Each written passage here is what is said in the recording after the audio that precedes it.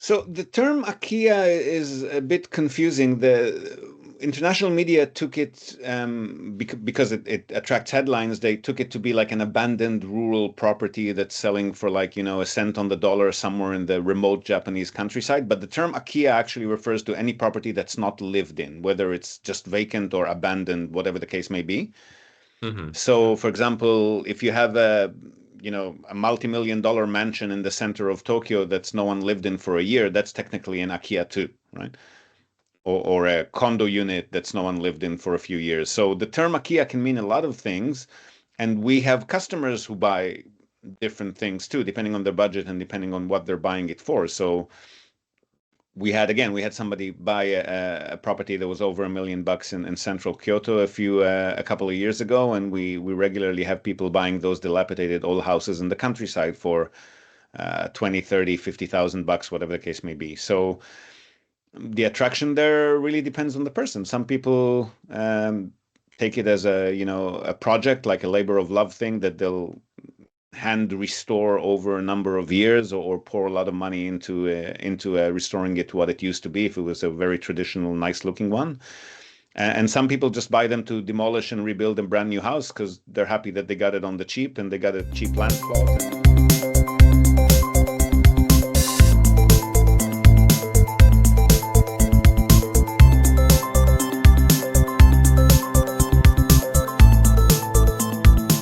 Hi there, folks, and welcome back to Nippon Trading International's Japan Real Estate Podcast. I'm your host, Ziv Nakajima-Magen, and this podcast is brought to you, among others, by Emil Gorgis of realestate.jp.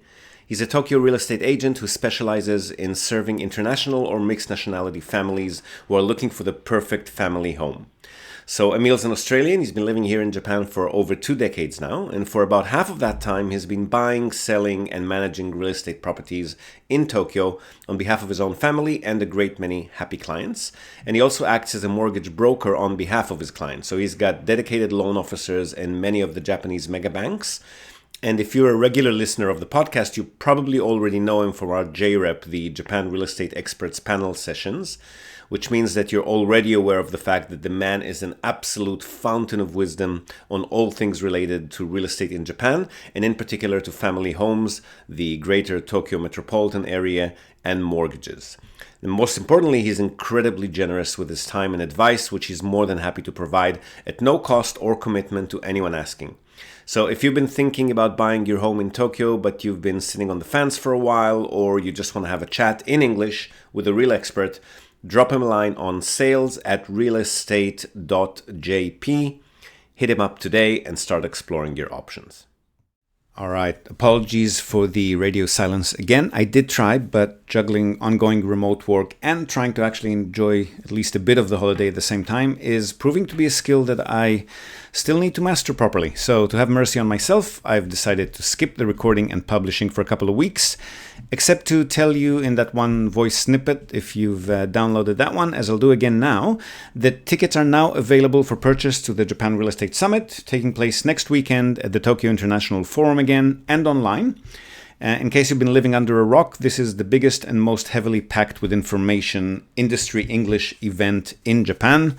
Takes place every April and October, and is also the best place to meet, network, and forge business connections with Japan real estate enthusiasts, investors, big and small, more or less experienced holiday home shoppers, property professionals, short-term stay operators, renovation and maintenance companies, real estate agents, brokers, lawyers, accountants, and all other bilingual professionals related to the industry here.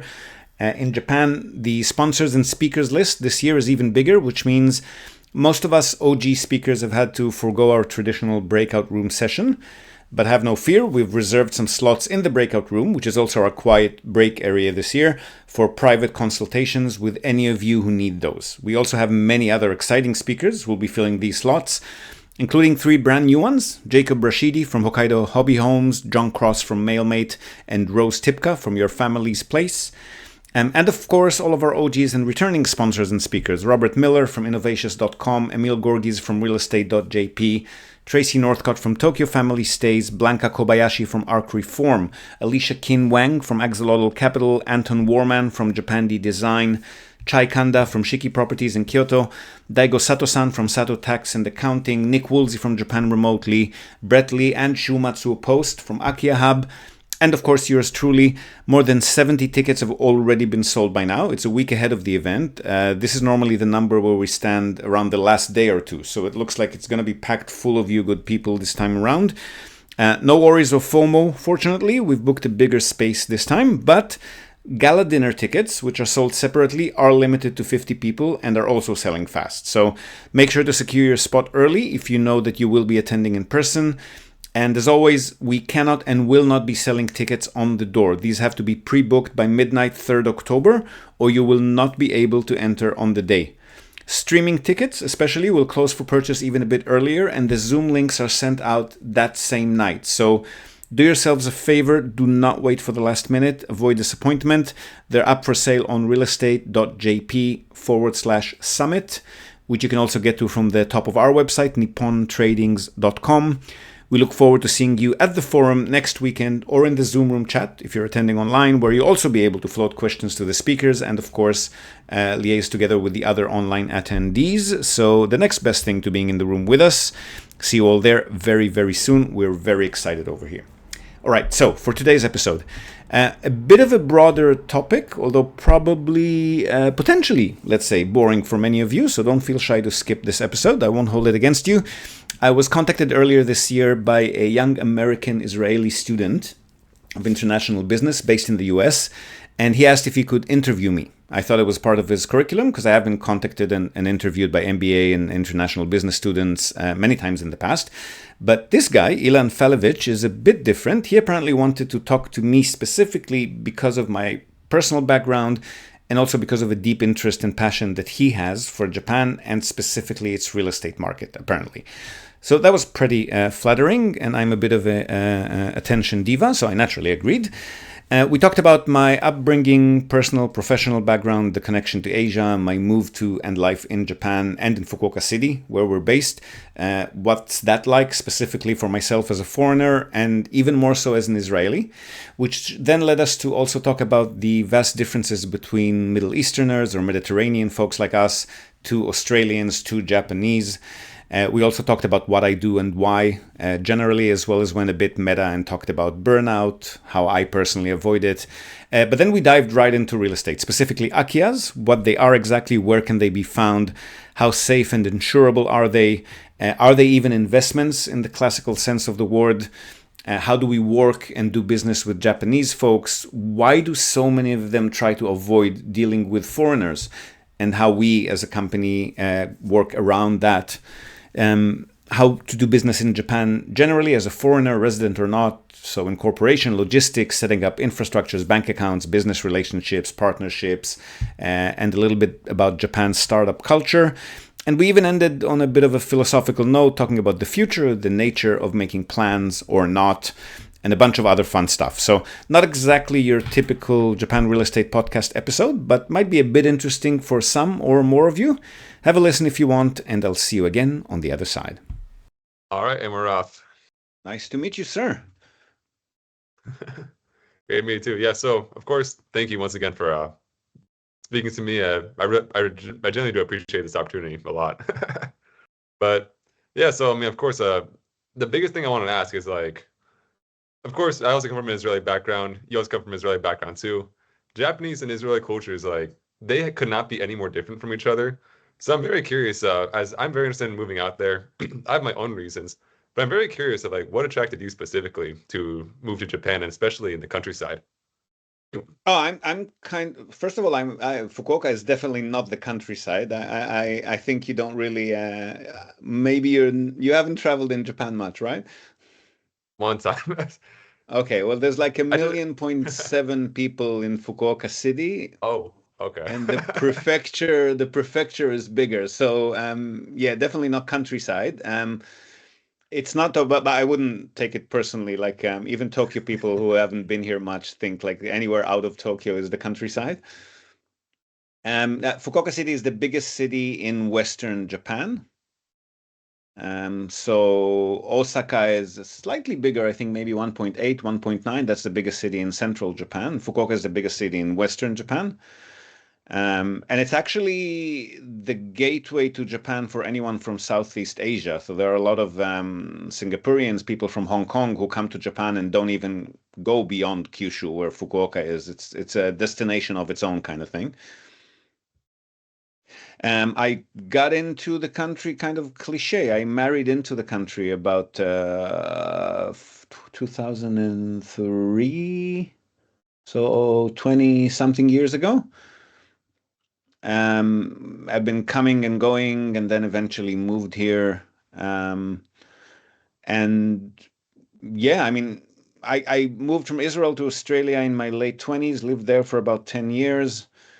I guess if you're talking about mentality, it was like a leveling up or leveling down, whichever way you want to look at it. Like Australian are a bit more reserved than Israelis, but they're definitely very casual and not very Japanese or North European. I guess Japan's maybe more similar to Germany or Sweden or Switzerland, or compared to any of their Asian neighbors. It's very much an alien planet in that regard. Um, I was I was drawn here again because I didn't know anything about Japan until I met my wife at the time, and then coming and going, it's easy to fall in love with the country. Um, it's very different, but I find that a lot of Japanese and Israelis actually make a good match. I guess maybe they're attracted, or at least some of them, let's say more niche Israelis or more niche Japanese, are attracted to that unconventional style that the other culture has. But I think everybody needs to adjust. Like Israelis moving to Japan cannot be as Israeli as they wanted to, and Japanese who hang out with Israelis, whether or any other international person for that matter, they can't be very traditional Japanese, right? course, yeah. And then, so yeah, no, it's funny because yeah, at first I thought Fukuoka. What I meant to say is like it's like no, sort of like in the southern part of Japan, right? Like it's very like yeah, like much further away from like all the big like massive cities like Tokyo, Kyoto, Osaka, all those. It's because yeah, that's why in my head I'm thinking like, oh yeah, countryside, it's pretty far away from all that stuff. But no, it's really interesting 'cause I did not know that. Yeah, it's like 1.7 million people. Also, but It's about the I guess size the of other thing, Vegas, I guess, if you Vegas, want to wow. compare it to something in the US. Yeah. And then I guess also because a very big thing I saw is that you like sell buying and selling akiyas and all those things when it's like, and I was curious like when it comes to like akiyas and all of that, is that like mostly in the countryside or is that also like in big cities too? So the term akiya is a bit confusing. The international media took it because it attracts headlines. They took it to be like an abandoned rural property that's selling for like, a cent on the dollar somewhere in the remote Japanese countryside. But the term akiya actually refers to any property that's not lived in, whether it's just vacant or abandoned, whatever the case may be. Mm-hmm. So, for example, if you have a multi-million dollar mansion in the center of Tokyo that's no one lived in for a year, that's technically an akiya too, right? Or a condo unit that's no one lived in for a few years. So the term akiya can mean a lot of things, and we have customers who buy different things too, depending on their budget and depending on what they're buying it for. So we had somebody buy a property that was over $1 million in central Kyoto a couple of years ago, and we regularly have people buying those dilapidated old houses in the countryside for 20, 30, 50,000 bucks, whatever the case may be. So the attraction there really depends on the person. Some people take it as a project, like a labor of love thing that they'll hand restore over a number of years, or pour a lot of money into restoring it to what it used to be if it was a very traditional, nice looking one. And some people just buy them to demolish and rebuild a brand new house because they're happy that they got it on the cheap and they got a cheap land plot. And I mean, it really depends on what people are into. Of course, yeah. I mean, because like it's funny actually. One of my first introductions to like akiyas and all that was through Shu Matsuo, who I saw you did a podcast with also. Uh, Oh yeah, he's he's speaking like at one of my our summit next week, and this will probably be out a couple of months later. But yeah. That's awesome. Yeah, no, because he's a YouTuber I follow a lot, and he's the one that kind of like introduced me to the entire like world of Akiyas and all that. Because like of course right now I'm a college student, I'm like studying finance and international business mostly. I don't really want to go on a finance route, really leaning a lot towards consulting, but real estate's also something that's always like really been passionate of mine. So yeah, I guess kind of like what you're saying about the media and all of that. I see on a lot of his posts, they are like at least from what I've seen, a lot of it is like in the countryside and sort of like run down and abandoned, which people then like to fix up and all of that. So I would say that is super interesting that because not even I knew that, where it's like Ikea are not just dilapidated, old, random countryside. Because at least, Interesting. You mean from a financial consulting perspective? You mean as an investment? I mean, it's honestly in everything I'd say, like, of course, it's a very interesting investment because it's like sort of like out in the middle of nowhere, but it's like that. And then also just in the sense of like, what you're talking about, how like the media covers like Akiya and like what it actually looks like to other people internationally. Because I mean, like what you're telling me now is completely different. It's the most viral videos I see online. There's an Akiya this, Akiya that. It's all in like these like crazy like rural cities Ghost and like houses, yeah. like ghost houses like falling apart and all of Yeah. that. Another thing too with like Akiyas and all of that is something I've just been wondering for myself. But so when it comes to like super like old properties, right? Like Japan is like known for earthquakes. There's lots of earthquakes throughout. I don't know however many, but with there being so many earthquakes and Akiyas being built like I mean some of these places like being like very very old. What's the safety sort of like? Because I've sort of considered like buying one in the future also obviously as like an investment. And but that's the one thing that kind of scares me about it because I'm from California. I've seen earthquakes and all sorts of stuff too.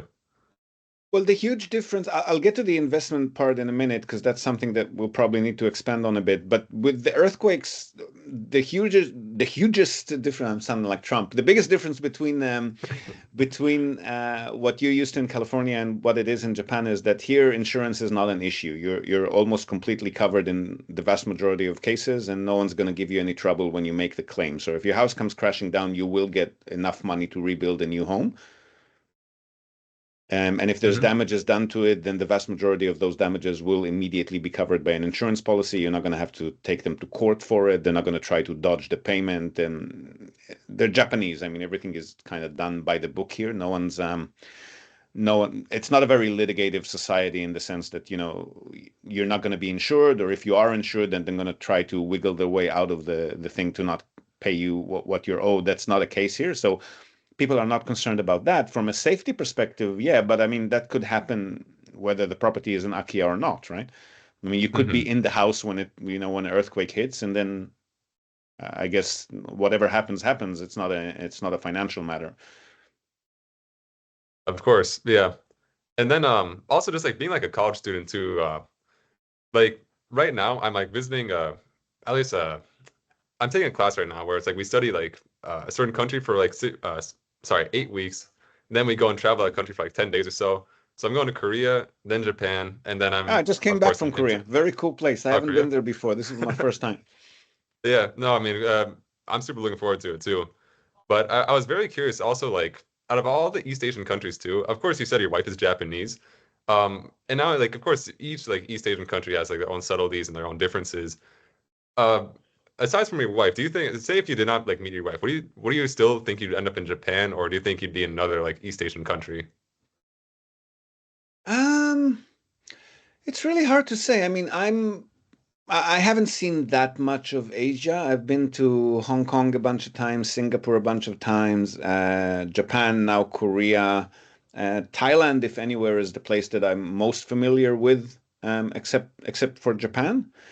And to me, as an Israeli, actually, the atmosphere there is very familiar. I mean, it's hectic, it's noisy, people are in your face. The food is a lot more. I don't know. The flavors are a lot more accented. Like Japanese, flavors can be very subtle. So I feel very comfortable there.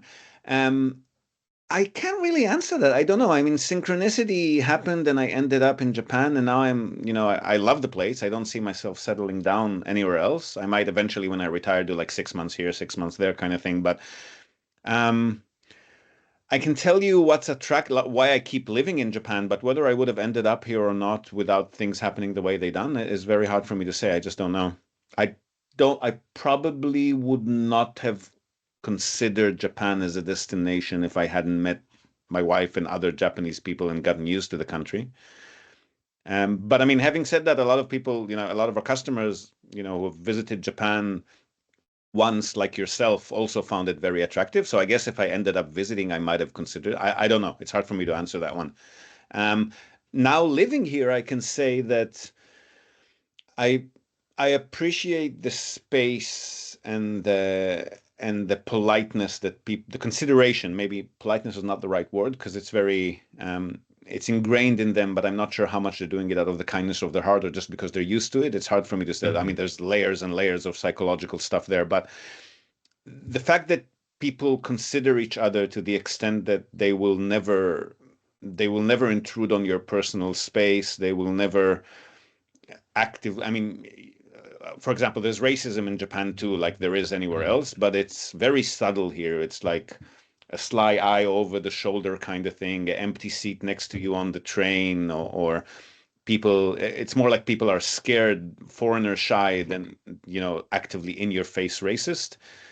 And that translates into, it's just an example. Like the same thing occurs here in every aspect of life. Like you don't need to, I don't know, crime is one thing, but beyond that, you don't need to worry about things walking down the street. It's not like, you're going to bother somebody or they're going to bother you. And if they do, they're going to apologize 1,000. So I appreciate that. I also, being at least financially, I'm kind of a conservative or geeky kind of person in the sense that I like everything to be super well documented, paper trail to the moon and back. I want to know exactly what my legal rights. Like, for example, I wouldn't be a person who goes and buys property in India. You can make a lot of money there, but half of it you have to pay like under the table kind of thing, and then you have to work with local authorities and maybe throw a few bribes some people's way to get you. I wouldn't be able to operate in that kind of environment. I like everything to be organized with checkboxes and lists and paperwork and whatnot, and Japan really satisfied that for me.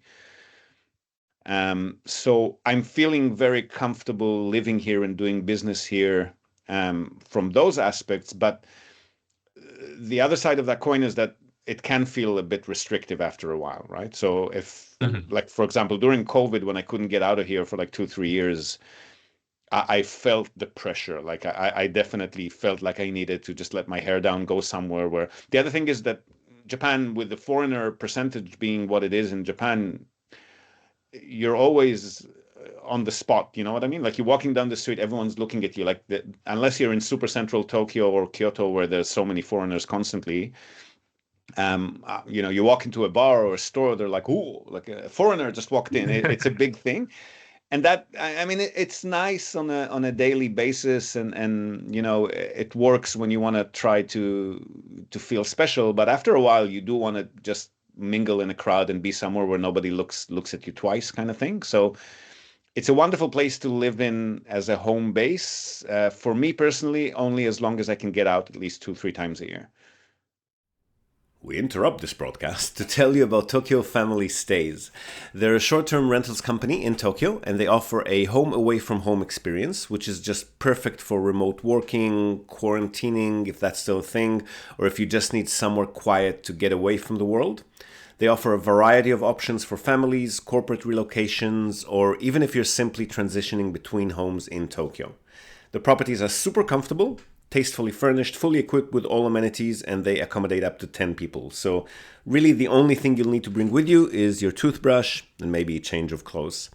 They come with fast unlimited wireless internet, dedicated workspaces, and fully equipped kitchens, and they're just a delight to stay in. Fantastic alternative to Japanese business hotels, which if you've ever stayed in one, you probably know they're tiny, they're noisy, fine for a night or two if you're on your own, but longer term or with a family, you'll probably feel you're in a jail cell very quickly in a Japanese business hotel. So if you want to give yourself a sense of space and freedom by renting a real home with comfortable Western beds, including all the necessities like baby bedding, children's toys, high chairs, etc., you definitely want to reach out to Tokyo Family Stays. They've been at it for over a decade. They're a fully licensed minpaku or short-term stay operator. And as a special bonus for our viewers and listeners, they're also throwing in a breakfast basket upon arrival for anyone who books and mentions the Japan Real Estate Podcast or NTI. And not only for guests, if you're a property owner, you've got an investment property that you want to tweak for higher profit, or a holiday home that you want to rent out when you're not using it via short-term stays, drop them a line today, see how they can help you maximize your property's income. And again, as a special bonus to our viewers and listeners, they're also offering a free audit of your existing short-term stay listings without any obligation whatsoever. So feel free to reach out to them at tokyofamilystays.com. Well worth a visit. And again, if you're in the market for a family home in or around the Tokyo metropolitan area, Emil's your man. Don't be shy to reach out to him as well at sales@realestate.jp. And now, back to the podcast. Of course, yeah. I mean, that's also one of the main things that also attracted me towards Japan. That's why I'm sort of considering like living out there, is especially just the big thing, at least being public safety, and also just how well the transportation is. I'm not quite sure with Fukuoka. Is the public transportation like as good as Tokyo and like those areas out there too, or is it a little different? It's a smaller place. We don't need the complexity that Tokyo has. We have three subway lines and 4 or 5 train lines continuing at where the subway line ends, kind of thing, when you want to get out of the city. Interesting. It's convenient enough, but there are places here where you would need to take the bus to get to. And as soon as you get out of the city, like for example, if you want to go to some of the beach areas or the barbecue spot areas or the hiking places, well, we do have a lot of like, as opposed to Tokyo where you have to travel for like 2 hours to get to nature. Here, everything is 15, 20 minutes away. Like the city itself is, I mean, the public transport is convenient enough, but even within the city itself, anywhere you'd want to go to is at most a 20-minute bike ride away kind of thing. But once you want to get out of the city, then you might have to take the bus. And the more rural the area is, the less frequent the bus services will be. So you might have to wait an hour, 45 minutes, whatever the case may be, to get to the bus. They'll stop a bit earlier compared to the city. It runs here until midnight or a little bit after midnight. But once you get to the more to the smaller townships around Fukuoka, it might, public transport might end around 10 p.m., whatever the case may be. So it's not as complex as Tokyo. It's probably not as convenient as Tokyo, but it's definitely convenient enough for living here. Yeah. Of course, yeah. And then also, kind of like what you're saying earlier, when it comes to like just being a foreigner and like kind of your place and like how it comes to fitting in. A really big thing I've heard just from talking to different people that are, well, at least foreigners who are living in Japan, is the quote that the nail that sticks out gets hammered down. And also another kind of aspect of it too is that Well, not if kind of you're when a you're foreigner, though. I mean, if you're a foreigner, you're going to be it's a sticking little bit out no different. matter what you do. You can't Okay, interesting. be Japanese. You're never going to be. You're always going to be an I was about to outsider ask to about some that, yeah. degree. So that term applies to Japanese people who are behaving in a way Okay. that the other Japanese people don't expect. So you kind of get like a little bit of a free pass if you're like a foreigner in like that regard. Like I've heard people call it like the Gaijin card or Gaijin pass, yeah. the Gaijin pass, yeah. To an extent, yes, but you also get singled out negatively for that, right? So people don't expect you to behave like a Japanese person, but on the other hand, you will face discrimination in a lot of cases. Like, they're not going to say it again. It's not an in-your-face kind of culture, so they're not going to say "get out of here, foreigner," but they are going to find all kinds of excuses to not provide service to you, and the real reason is because you're a foreigner. So even if you speak Japanese, like in my case, I have a Japanese last name. I'm obviously a resident here, but regardless, I'll still occasionally walk into a completely empty place and they'll tell me that they're booked for the evening, and the real reason is they just don't want a foreigner in there, right? That kind of thing. Yeah. Or again, you take the train and the train is completely packed, everyone's standing, but the 2 seats next to you are empty. Right?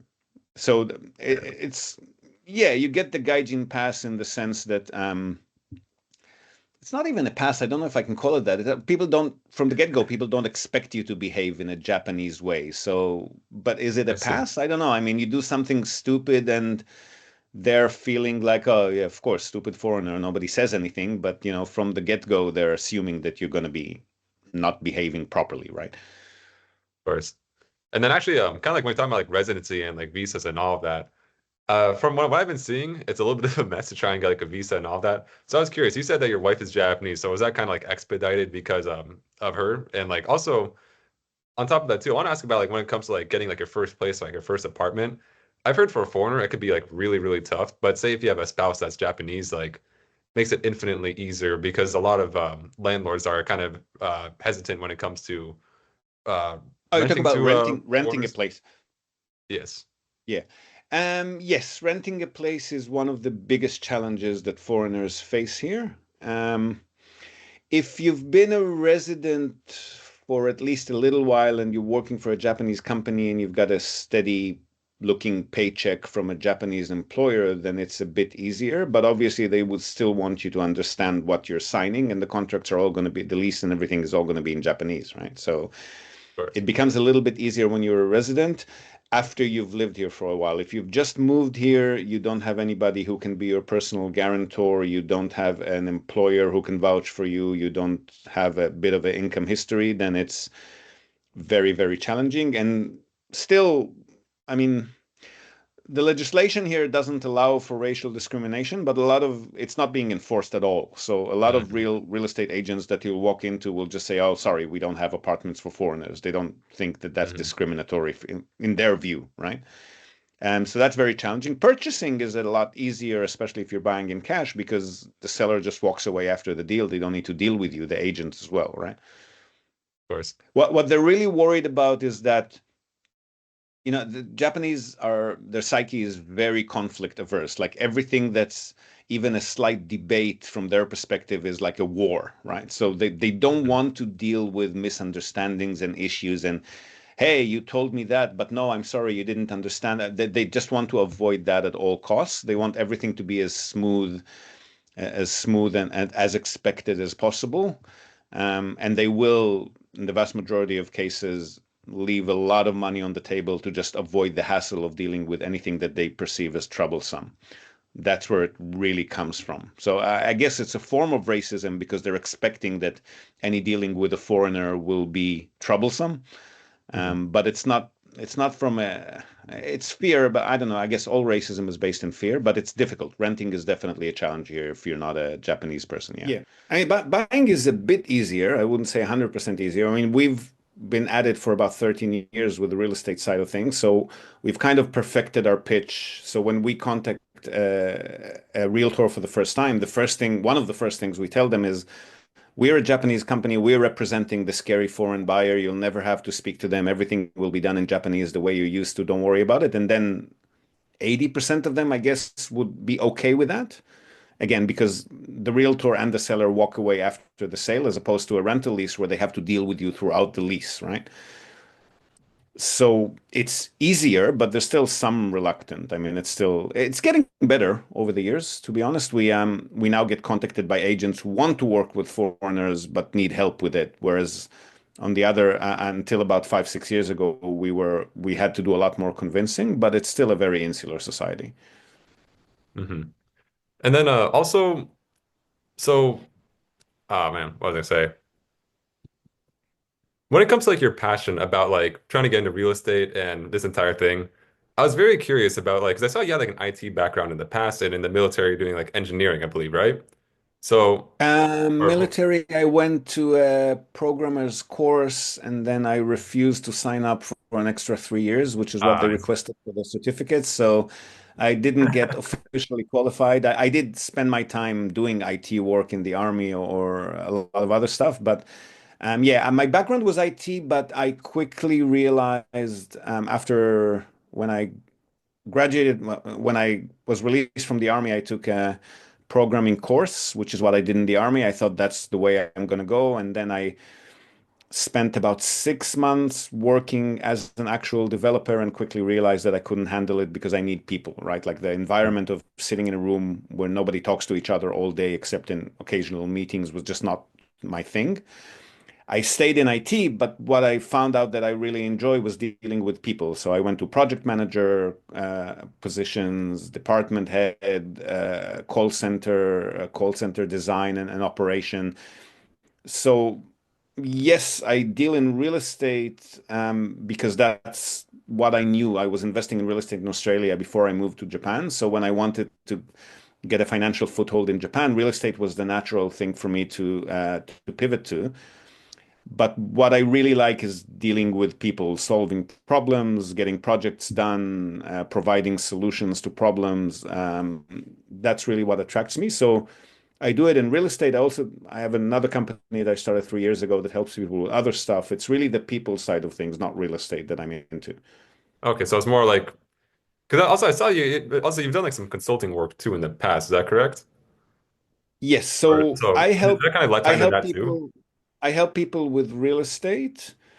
I also, with the new company, help people with facilitating investments that are not real estate related in Japan. So, for example, M&A operations, people want to buy an existing Japanese business and run it themselves or expand it. People want to buy in as a franchisee into a Japanese franchise chain. We help people also with relocation support services if and when they move to Japan.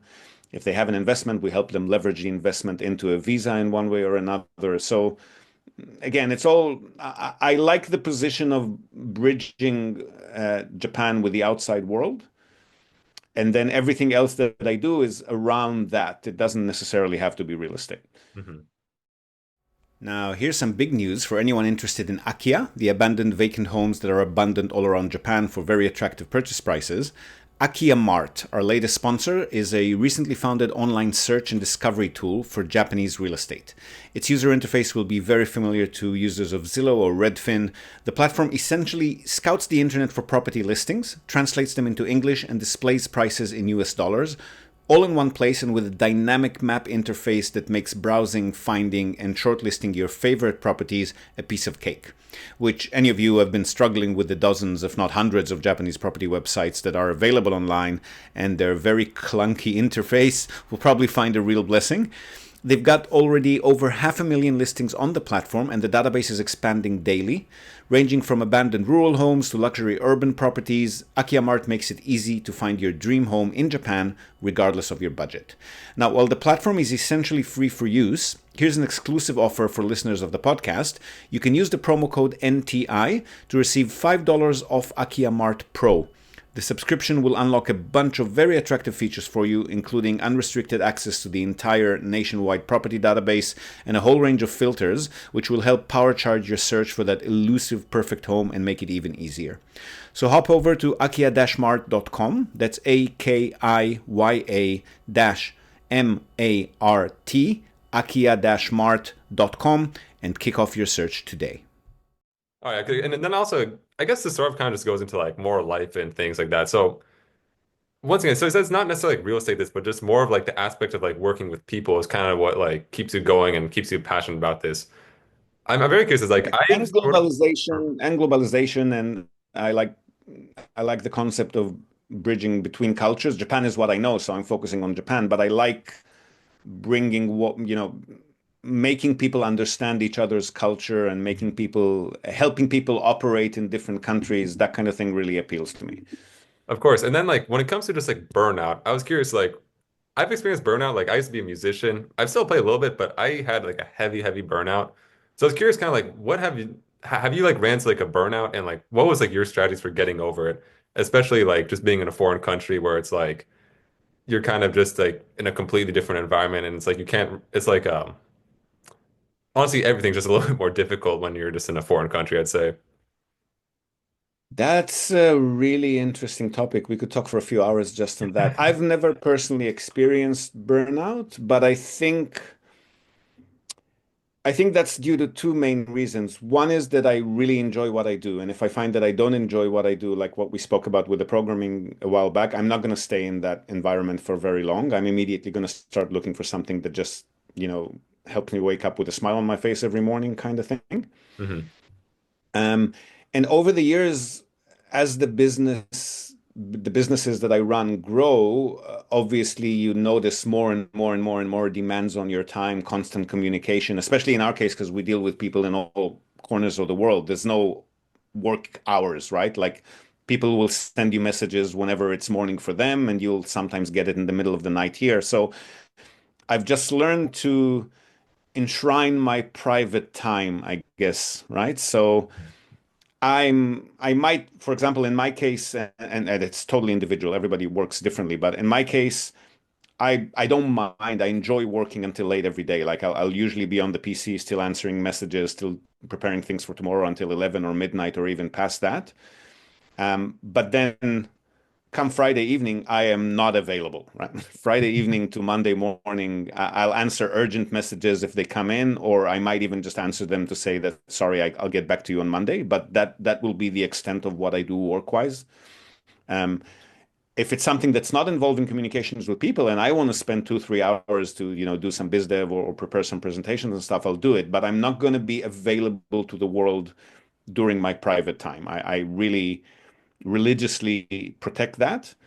That's helped me not experience burnout, but I don't think that would have been possible unless I really enjoy what I'm doing. So the first one is the most important one, is only do things you like. In your case, why did you experience burnout with music? Was it because you didn't enjoy what you're doing? Was it because you constantly had to run to get money? Like what was your experience? I mean, my experience personally is that I mean, I was doing it from like I started in third grade up until like the end of high school, right around like senior year.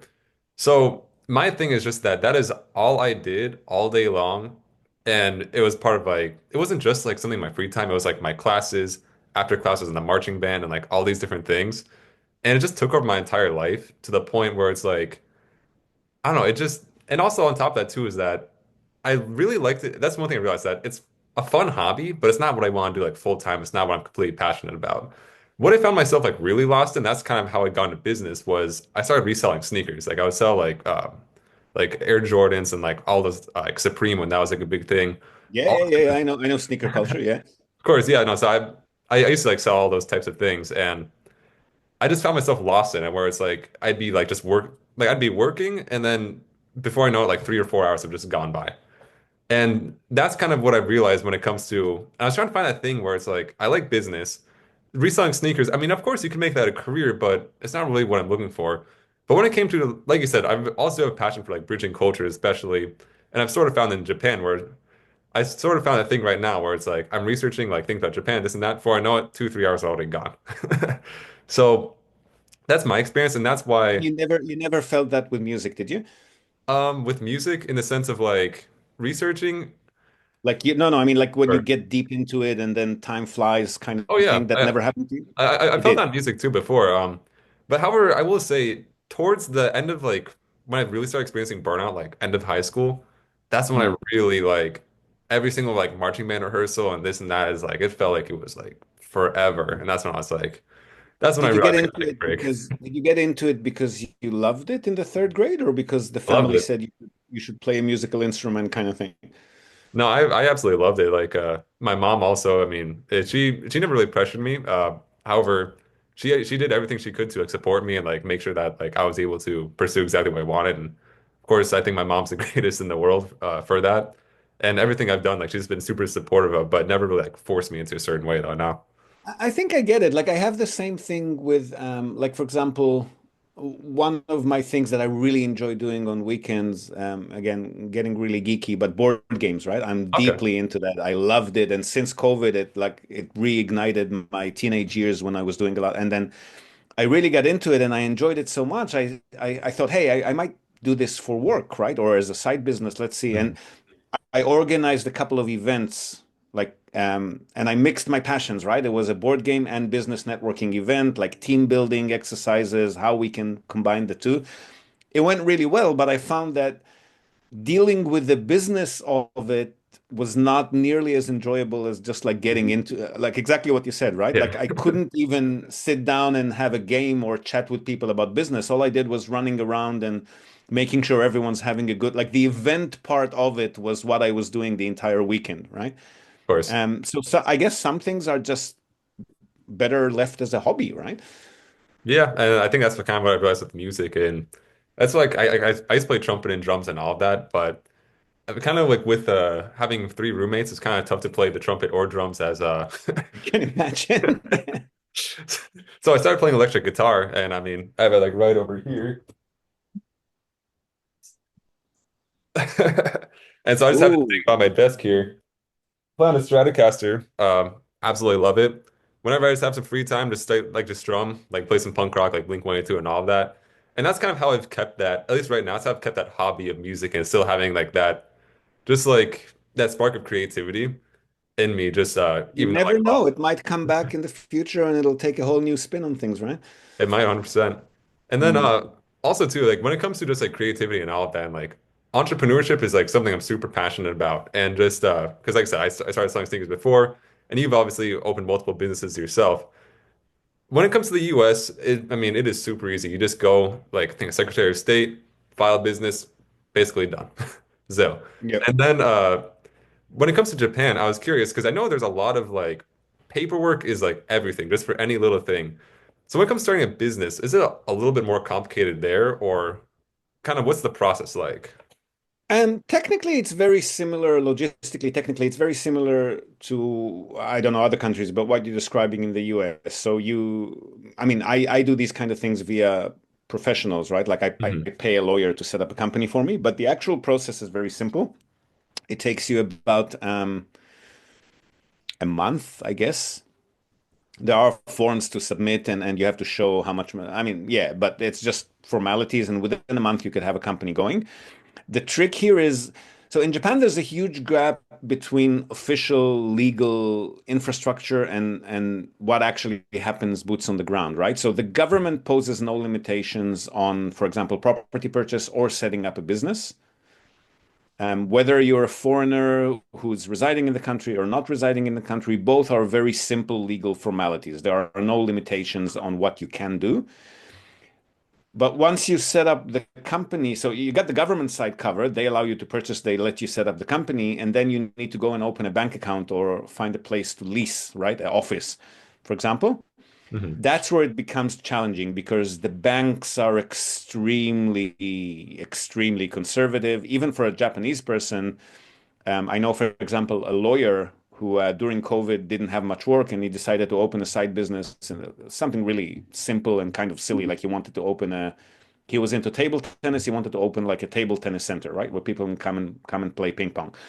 Um, a lawyer, like 20, 30 years of experience running a private business in Japan in his field, and the bank wouldn't let him open a bank account for the new business venture, right? For why table tennis? Well, you're a lawyer. Are you money laundering? What are you doing? What's this about? And Yeah, we, as foreigners, I mean, foreigners, expats, I guess, living in any other country, we always find the shortcuts, right? Because things are challenging and there's always going to be some issue because we're a foreigner. So especially Israelis are very good at that. So we find the workarounds and the shortcuts. So I had to tell him that, hey, if you go to an online bank, here's a list of online banks that recently started working in Japan. Their onboarding compliance issues are a lot easier than dealing with a brick and mortar traditional Japanese bank. And he was like, oh my God, I didn't even think about that. And he opened, so it's boots on the ground. You want to open a bank account, you want to lease a place. Again, if you're a new business that doesn't have any income history,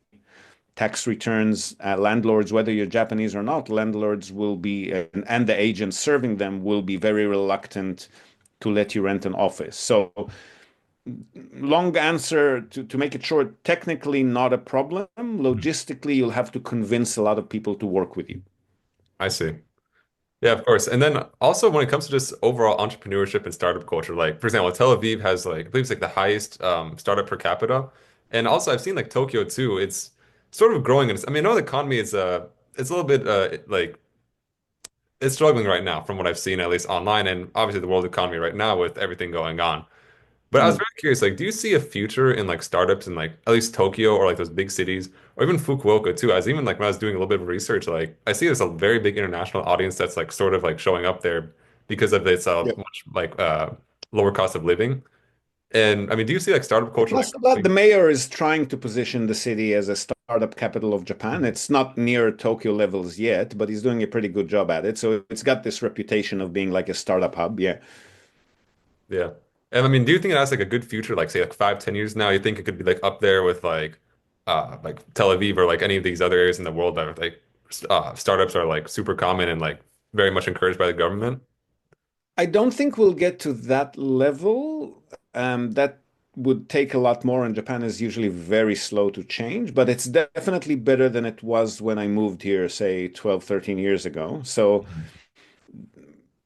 but it was always a mentality thing. It was never an actual physical limitation or restriction. So again, opening a company in Japan is a fairly easy process. So Mhm. anyone could have technically opened a Japanese startup at any point. The reason most of them have not been doing that, and again, that's improving now, is more, I think, more related to social norms and expectations, right? Like your parents want you to, your parents, your peers, your potential spouse, if you're thinking about getting married, everybody wants you to go into a big company and have a stable salary until the day you die, kind of thing, right? Mhm. So that's considered success. Startup is considered something that flaky artists, druggy types do, right? It wasn't a thing here until 5, 10 years ago.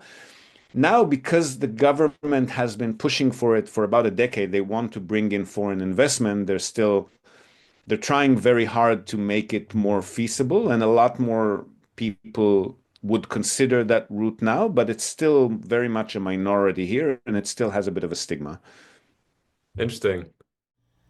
Now, if you've attended any of our recent JREP Summit events in Tokyo or online, you've probably heard our sponsor, Robert Miller from Innovatious.com. He's been in web solutions here in Japan for the past 25 years, and he's also an active investor in Japanese real estate property, as well as global online property, which is his specialty and what his company Innovatious is all about. They offer a full suite of website services for entrepreneurs and small business owners, including all aspects of web design and management, backup and updates, content formatting and editing, proactive maintenance and error fixing, you name it, with a strong focus on SEO excellence, which is what gets you those hardcore top-of-the-list search engine rankings. But there is a difference. Innovatious works off a simple, all-inclusive monthly subscription model, as opposed to the typical outdated and confusing project model. So you never have to wonder how much any request for any work to be done on your website might cost. It's always $497 per month. And if that's not enough, if you've mentioned you've heard of their services on the Japan Real Estate Podcast, you'll also get 10% off this monthly price for life. Also, and equally important, if not more, you can try out Innovatious for just 1 month, then switch them off, on again later if you want, and so forth. There are no minimum subscription terms. Now, if you're a small business owner, managing and growing a website is super distracting and time consuming, right? That's exactly where Innovations comes in. Robert's team takes care of all of that for you so that you can focus on what you do best. So feel free to email Rob on robert@innovatious.com, and his team will conduct a full SEO and website audit on your site, reveal anything that you should address to increase your website's appeal, and provide you with an easy-to-read detailed report with your own branding so that you can make some informed decisions on your online strategy and watch your business grow as you implement it. So once more, robert@innovatious.com. Drop him a line and get your website reviewed today. Yeah, and then also just when it comes to just being a college student right now, like everything I'm doing right now is like I've sort of like realized it was just a thought in my head of like, oh, what if I just moved to Japan one day? I'm like, oh, I can actually make that reality. Right now, I'm starting with learning Japanese and just I'm gonna start with hiragana, about to move on to kana, then like kanji and all that stuff too. So I was very curious when it comes like aside from studying Japanese, what's like the biggest thing you think I could like start doing right now to position myself to first like start at a company and then after a few years exit out and then start my own company. Like, what do you think is something I can start doing like right now, basically, to position myself for that future? Well, to get hired in Japan, Japanese is going to be a huge thing, right? Mhm. So there are some international IT companies, international banks, and other financial services providers that do regularly hire people who are not fluent in Japanese because they just can't find the talent here. And also, they're a bit more of a global mindset, so they're open to it. But that's very much a minority. In most cases, if you want to find work in Japan, you will need to be fluent in Japanese. Mhm. To set up a company is a little bit different. So to start your own thing, Japanese is going to be definitely helpful, but regardless of how well you speak the language, you're still going to be a foreigner who just recently came to Japan. So marketing to Japanese people, finding Japanese providers, suppliers, business partners, definitely if you're in the B2B space, that's all going to be very challenging regardless of your level of Japanese. In my experience, and my Japanese is nowhere near fluent. I mean, spoken Japanese is okay, but on a very casual kind of, you know how they have different speech for different environments, right? The Keigo and all that? The Keigo, yeah. So business Japanese is different, and even within Keigo, the way you would speak to a superior or a customer versus your colleague versus a subordinate is very different. Yes.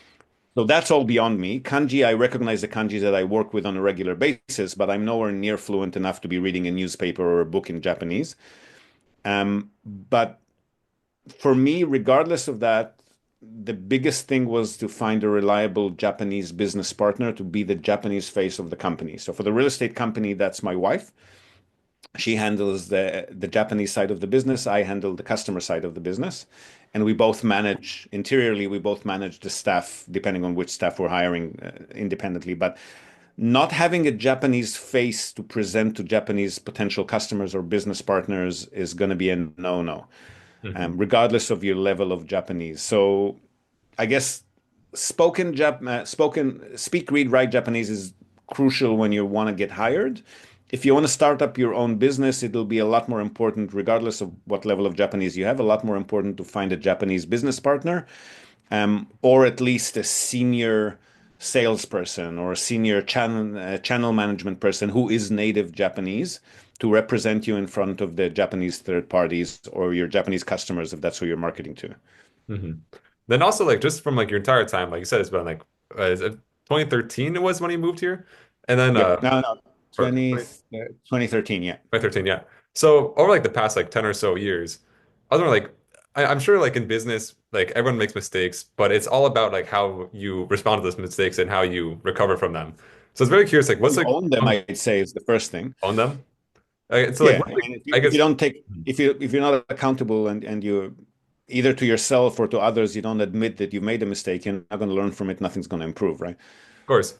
And that I guess I want to ask you like what's like kind of like the craziest mistake you've made and like what did you do to I guess own that mistake and then like build from that? Um, Not a huge number, but I guess the first thing, both related to real estate. The new Mhm. business is maybe a bit too young. We haven't made any major mistakes there yet. That's only 3 years. But with the real That's estate good. side of things, the first set of properties that we bought personally before we even started the business was for our own investment. And I came in with a mentality that a lot of our customers do as well, is that I know real estate. I'm a seasoned investor. I know what I'm doing Hmm. without even thinking for 1 second that things might be a little bit different in Japan compared to Australia, where I came from, where I was investing in. So we bought a bunch of properties. We saw that it was a set of three properties, all exact same sized units in the same condo block. All of them were tenanted and generating good yield. And us just looking at the Excel sheets and the numbers, we saw that one of the units is the rent is lower than the other two. Hmm. And that unit, the lease was just about to expire, and that was the time where we needed to notify the tenant if we're going to be raising the rent. So we said, "Hey, raise the rent," to the property manager. We said, "Hey, raise the rent, make it equal to the other two units." And him being Japanese, they will never directly confront you. So all you get from them is, "Are you sure that might not be such a good idea?" And they didn't clarify why. They were just really, really, again, conflict averse. Maybe you shouldn't, maybe not a good idea. No, no, no, we know what we're doing. Raise the rent. We raised the rent. The tenant immediately didn't renew the lease and just moved out. We later found out that the rents that all of these units have been paying are pre-bubble rent, pre-bubble days rent, right? They moved into the units, which is not uncommon in Japan. They were each living in the unit for a couple of decades. Pre-bubble days, post-bubble days, because everything, cost of living, rent, property prices, everything took a dive. So people were now paying for an average unit of, average comparable unit, people were paying about half the rent that they were paying back in bubble days. But the reason a Japanese tenant would never approach the landlord to ask for a discount or ask for reduced rent, they'll just keep paying whatever they signed up for, even if they could get a cheaper unit these days. And they prefer not to move. They prefer nothing to change in their lifestyle. And they definitely wouldn't approach the landlord to ask for a reduction. So they just keep paying the same rent forever.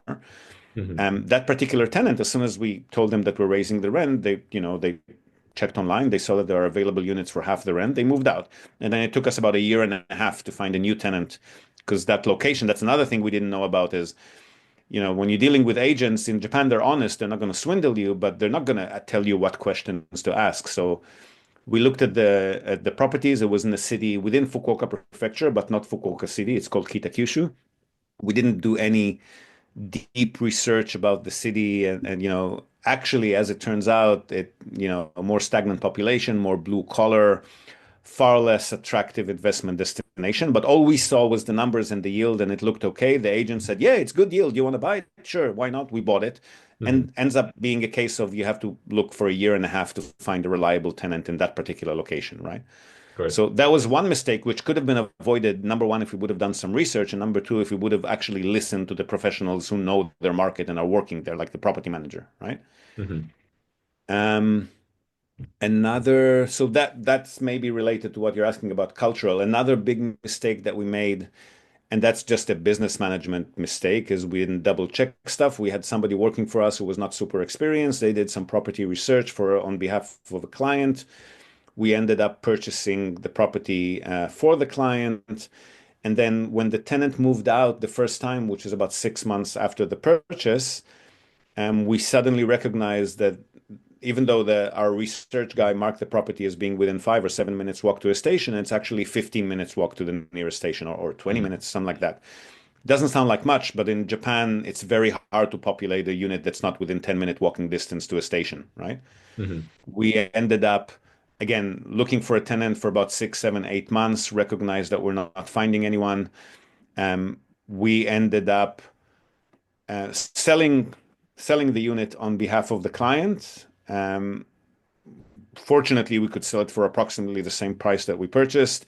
We refunded all of our fees for the purchase and the sale. The sale we didn't even charge, but we refunded all of our purchase fees to the client. So they they were not out of pocket at all, aside from the few months that they had to wait. And we were a couple of $1,000s short.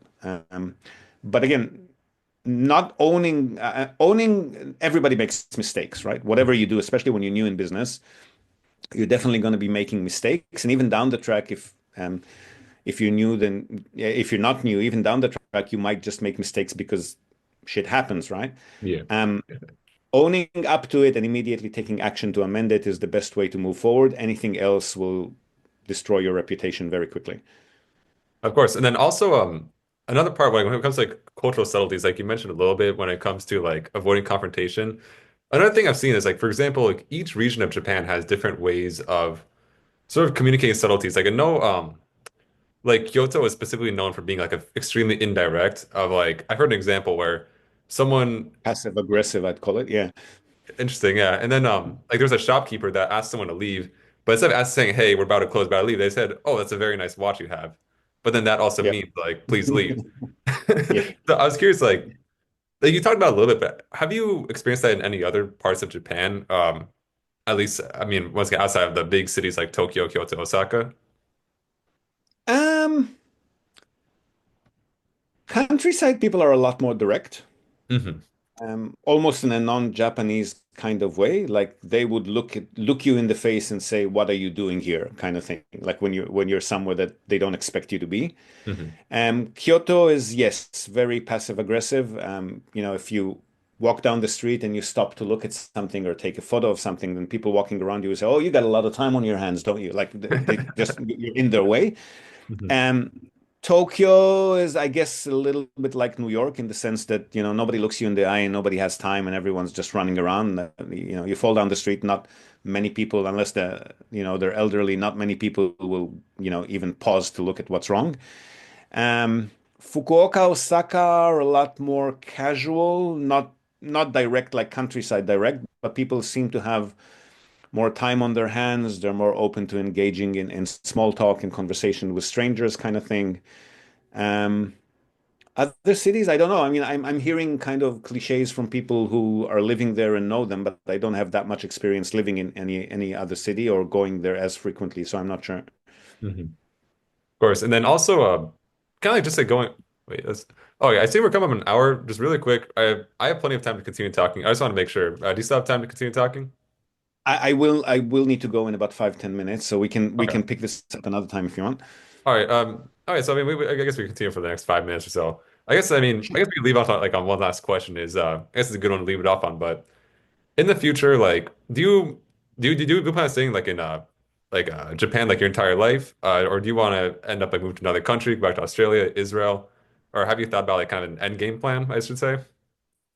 Um, that's another topic we can get into for a few hours. I try not to make, I mean, I make financial plans ahead of time, thinking about, returns and what I might do with that investment in 10 years' time. But Mhm. as far as personal life is concerned, I really don't plan more than a year ahead at best.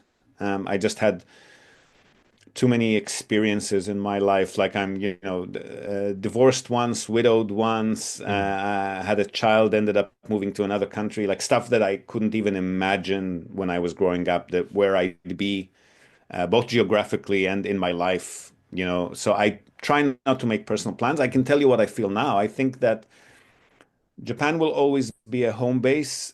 Israel, I love with all my heart, but it's not a place where I want to live, to be honest, unless there's some drastic changes. But I don't feel that's going to be the case. If anything, it's getting worse. Um, Australia, I love, but I never had a deep connection to the people there. I mean, I have a few good Australian friends, but they're very on the outskirts. Like most of my friends were expats, and the country itself is gorgeous. Like I love going there. My mom still lives there. I love going there. I love driving through the countryside. Australia is like endless nature everywhere. It's breathtaking, but living there is a bit boring for me personally, I found. Even central Sydney, central Melbourne, if it's not the weekend, everything kind of closes after 6 p.m. It's kind of tumbleweed, except hotel bars and stuff like that. And the food is nothing to write home about. Like the meat is amazing, but that's about it. Japan ticks a lot more of these boxes for me. It's as safe and comfortable, and they give you space as Australia is, but the food is much better, and everything is alive at any hour of the day and night. At least in the cities, obviously not on the countryside, but any big city in Japan will be lively throughout the week, 24 hours a day, kind of thing. And I need that. Like I find that. I prefer to live close to a city and visit the countryside than the other way around. My last 2 years in Australia, we lived in a very beautiful, tiny little country town, and we just couldn't handle it after about a year, right? I see. So I see myself staying in Japan, but definitely the 6 months here, 6 months other places thing is going to be the thing. But that's how I'm feeling now. I can't tell you in a year or 5 years' time. Of course, yeah. I mean, I'm sort of like even like very early in my life, I've kind of noticed that like if you told me, oh yeah, I'll be studying in Indiana, like doing business and now going to Korea, Japan, and like all these places in the future, I always said like there's no way. I thought I'd be playing music like full time or something like that. So no, I definitely do I see mean, we're that. we're living creatures. We change every minute, let alone Of every course. year. I don't know what I'll be into. I don't know what will happen in my life. I don't know what the world will get to, like macro things that are way beyond my control. So I don't. I guess I try to leave myself open to opportunities as they occur, and then everything might change. I have no idea. That's everything. And okay, just be respectful of your time. I it seems like this is about the end for us. So once This is fun. We can do a part two, definitely. of course, I'd love to. No, genuinely. But yeah, once again, genuinely, thank you so much. Genuinely learned a lot, especially about Fukuoka and just the overall business in Japan and all that, and especially in real estate. So yeah, I mean, I'd love to speak to you again one day in the future. But yeah, thank you. Of Sounds good. Thanks for your time. Talk to you soon. course. So there you have it. Potentially a lot more than you ever wanted to know about your host. Sorry about that. But hopefully with some good nuggets or insights in there for you as well. Let me know what you think. Drop me a line, or better yet, come talk to me at the summit next week at the Tokyo International Forum. I'll also be dropping into the streaming chat channel throughout the weekend whenever I can. So feel free to catch me here or there and let me know what you thought about it. Now, before we go, we're also, as always, going to tell you and also link to our other sponsor's website. That's Hiroshi Shimizu, immigration lawyer and administrative scrivener. If you're thinking about moving here on a more permanent basis, or you're already in Japan on some sort of a temporary visa and you want to switch to a longer term or permanent one, or if you're considering setting up a local company or a branch office of a foreign company and you've got any sort of business or visa related inquiries, or even if you just want to find out what your options are on any of these topics, feel free to contact Hiroshi Shimizu. You can find him at japanimmigrationexperts.com, and he can help you set up a company, apply for any kind of visa, or just provide you with the best advice and extremely affordable consultation related to these topics. And he's already done that for many of our listeners. So feel free to reach out to him. Again, that's japanimmigrationexperts.com, and you'll be well on your way. And that's it from us for today, folks. Hope you've enjoyed this episode of the Japan Real Estate Podcast. Do share it with your networks, and please let us know what you think. So leave us a short rating or review on the iTunes Store, on Spotify, or just drop us a line in the comment section or wherever you might have found this episode. We love hearing from you. Hope to have you with us again next time, and until then, have a great day or night ahead. Yoroshiku.